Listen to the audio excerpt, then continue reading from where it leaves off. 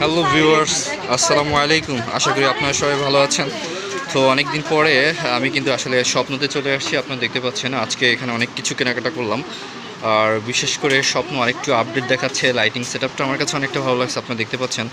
আর recently আপনারা যারা স্বপ্ন থেকে কেনাকাটা করছেন না, তারা কিন্তু অবশ্যই চলে আসবেন ভান্ডারিয়া রিজেভ পুকুর পাড়ে। আর সোনালী ব্যাংকের নিচে আপনারা কিন্তু দেখতে পাচ্ছেন স্বপ্নের যে এনভায়রনমেন্ট খুবই চমৎকার।